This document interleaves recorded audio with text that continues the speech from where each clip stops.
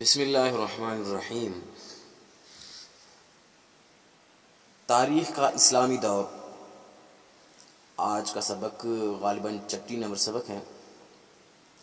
اسلام سے قبل ہر قوم کی تاریخ شاعرانہ تصورات اور مبالغہ آمیز خود ساختہ حکایات سے بری ہوئی تھی۔ تاریخ کو جانچنے کا کوئی اصول نہ تھا۔ انسان جو چاہتا تحریف کے نام پر مشہور کر سکتا تھا۔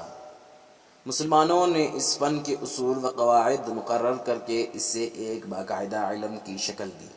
موجودہ دور میں کسی بھی قوم کے ہاں تاریخ نگاری میں کسی امانت و دیانت کا وجود ہے تو وہ ان قواعد و ضوابط کی بدولت ہے جن کے ابجد مسلم مؤرخین نے سکھائی۔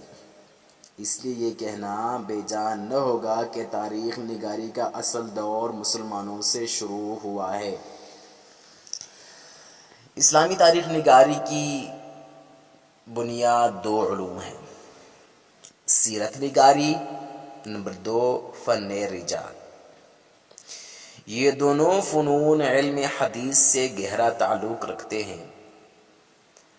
سیرت نگاری فن حدیث کا ایک ضمنی شعبہ تھا جسے سیر و مغازی کہا جاتا ہے۔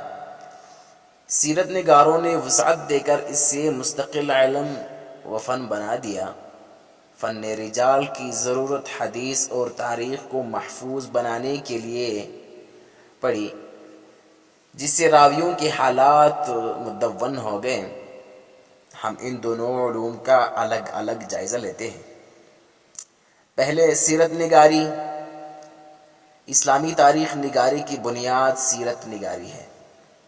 قرون اولیٰ کے مسلمانوں نے جناب رسول اللہ صلی اللہ علیہ وسلم کے احوال و اقوال کو بڑی محبت، عظمت اور احتیاط سے جمع کیا، جس سے ذخیرہ حدیث وجود میں آئے۔ حدیث کے اس ذخیرے میں ایک حصہ سیر و مغازی کے عنوان سے رکھا گیا، جس میں نبی علیہ السلام کی غزوات اور سرایا اور جنگی، دعوتی اور سیاسی اسفار کا ذکر تھا۔ اسے ضمنی حیثیت اس لیے دی گئی کہ محدثین کا اصل مقصد ان احادیث کو جمع اور مرتب کرنا تھا جن سے اعتقادی و عملی مسائل حل ہوں، مگر کچھ عشاق ایسے تھے جو نبی علیہ السلام کے حالات کو سوانحی ترتیب سے جاننا، بتانا اور محفوظ کرنا چاہتے تھے۔ اس میں شک نہیں کہ ذخیرہ حدیث میں حضور صلی اللہ علیہ وسلم کے حالات کے متعلق بڑی تفاصیل موجود ہے، مگر ان میں تاریخی تربیت ملحوظ نہیں۔ اس لیے علماء کو سیرت کے شعبے پر مستقل توجہ دینے کی ضرورت محسوس ہوئی، اور کچھ حضرات نے نبی علیہ السلام کے حالات زندگی کو ولادت سے وفات تک تاریخی ترتیب کے لحاظ سے مدون کرنا شروع کیا۔ یہ حضرات اصحاب سیر کہلائے۔ یہ سیرت نگاری کے بانی تھے۔ کچھ اور بزرگوں نے صحابہ کرام اور دوسرے معاصر لوگوں کے حالات کو جمع کرنے میں دلچسپی لی۔ انہیں اصحاب خبر یا اخباری کہا جانے لگا۔ خلفائے اسلام نے دیگر علوم کی طرح اس فن کی بھی حوصلہ افزائی کی، اور یوں اسلامی تاریخ نگاری کی داغ بیل پڑ گئی۔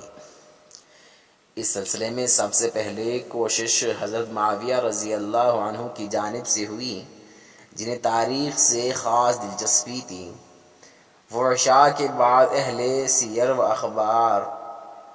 سیر و اخباری حضرات کو جمع کر کے ان سے ماضی کے واقعات سنا کرتے تھے۔ انہوں نے مشہور اخباری کو یمن سے بلا کر سینہ بسینہ نقل ہونے والی عربی تاریخ کا ایک مجموعہ مرتب کرایا جو الملوک و اخبار الماضین کہلایا۔ اسی طرح ایک اور مجموعہ الامثال کے نام سے مرتب کرایا۔ یہ کتب اب نایاب ہے۔ ان کے بعد عمر بن عبدالعزیز رحمہ اللہ نے مغازی اور سیر کے درس کے لیے حلقے قائم کرائے۔ عاصم ابن قتادہ انصاری کو تاکید کی کہ وہ جامع دمشق میں سیرت و مغازی اور مناقب کا درس دے۔ اسی زمانے میں نامور محدث ابن شہاب الزہری نے جو پہلے ہی حضرت عمر بن عبدالعزیز رحمہ اللہ کے حکم سے احادیث کے ذخائر کو جمع کر رہے تھے، مغازی پر بھی ایک کتاب لکھی جسے مغازی کی پہلی تصنیف کہا جاتا ہے۔ یہ کتاب بھی اب نایاب ہے۔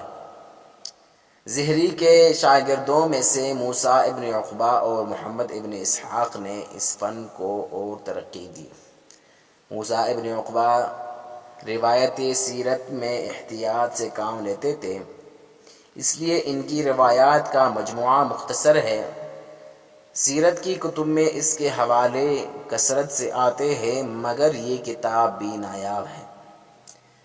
ابن اسحاق نے روایت میں سند کی صحت کا خیال نہیں کیا اور ہر طرح کے روایات جمع کیے، لہٰذا ان کی روایات بکثرت ہیں۔ مغازی پر ان کی کتاب ضخیم ہے۔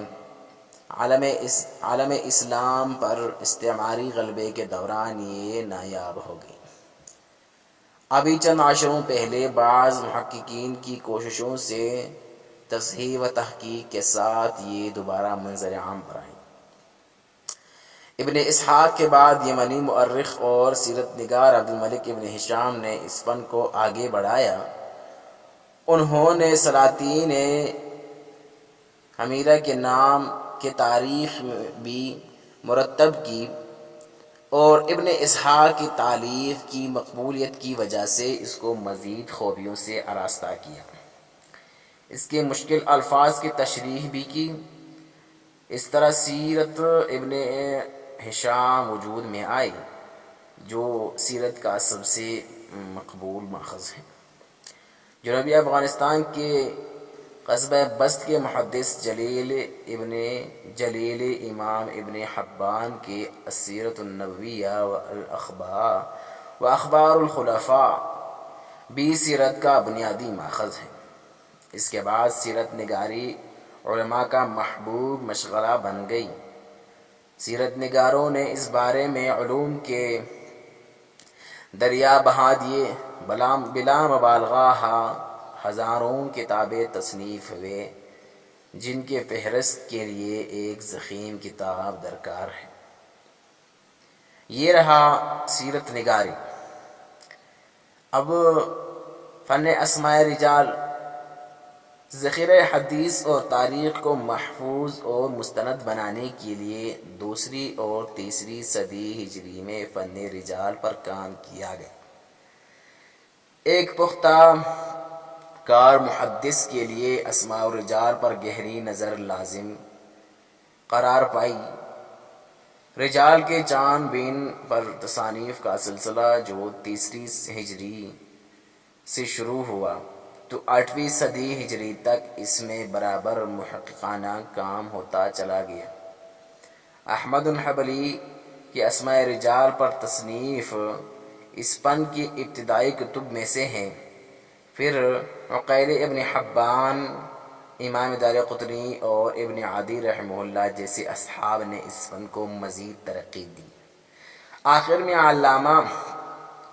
علامہ زمری رحمہ اللہ کے تہذیب الکمال، حافظ ذہبی رحمہ اللہ کے میزان الاعتدال اور حافظ ابن حجر کی تہذیب التہذیب جیسے عظیم الشان کتب منظر عام پر آئے۔ امید ہے یہاں تک آج کافی ہوگا، اور حضرات سے گزارش ہے، کبھی کبھار زبان پھسل جاتی ہے تھوڑا، تو اس کے لیے معذرت خواہ ہیں ہم، اور آپ لوگوں سے گزارش ہے کہ آپ ہماری رہنمائی بھی کر سکتے ہیں۔ یہ تو ایک بڑی ذمہ داری کی کام ہے، اس میں کبھی کبھار بندے کو سمجھ میں نہیں آتا ہے کہ اس کی زبان پھسل گئی ہو، لیکن اس سے پھر